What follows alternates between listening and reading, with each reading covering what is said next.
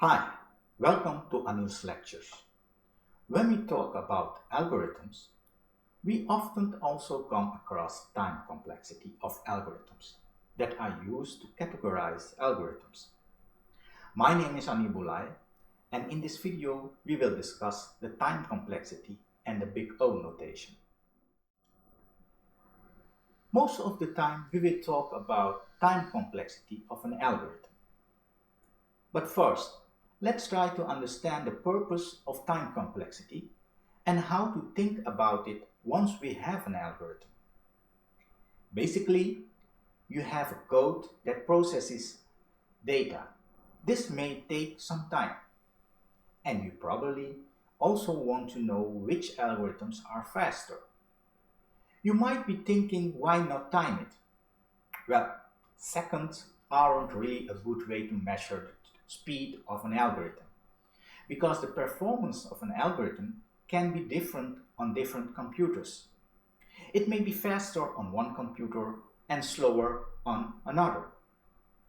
And besides, timing doesn't really tell us anything about what happens as the size of the data increases. While the performance of an algorithm deals with how much time, memory, disk, etc. is actually used when a program is run, time complexity deals with how do the resource requirements of a program or algorithm scale. This is what happens as the size of the problem being solved get larger. Note that complexity affects performance, but not the other way around. Simply, you could say that time complexity describes the asymptotic behavior of an algorithm and is expressed by the BigO notation. We will come back to that later.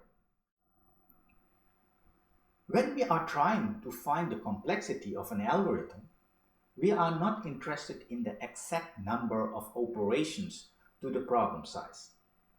Instead, we are interested in the relation of the number of operations to the problem size.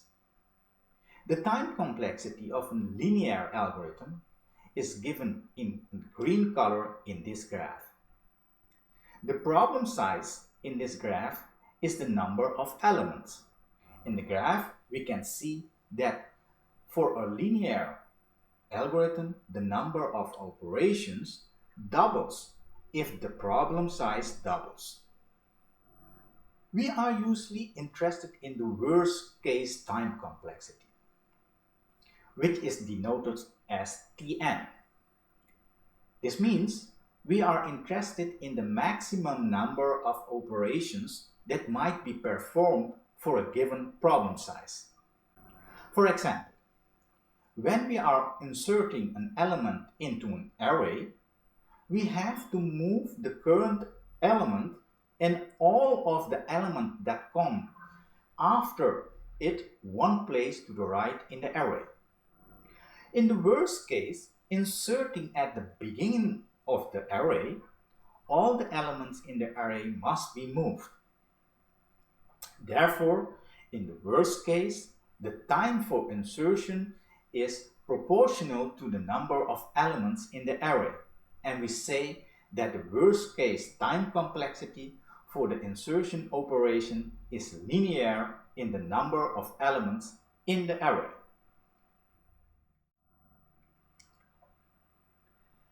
In computer science, we use the BigO notation to classify algorithms by how they respond to the changes in input size. We often use the BigO notation when we analyze algorithms for efficiency. BigO notation characterizes functions according to their rate of growth. This means that different functions with the same rate of growth may be represented using the same BigO notation. Take, for example, the functions fn and gn. Fn and gn have the same rate of growth, although the functions are different. We will come back to this later.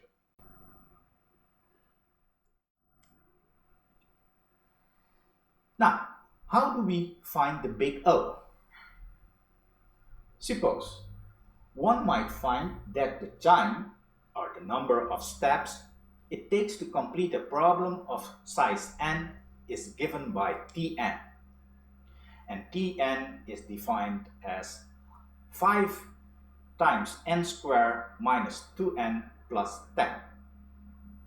As n grows large, this means the number of elements get bigger, then the n squared term will come to dominate, so that we can ignore all the other terms.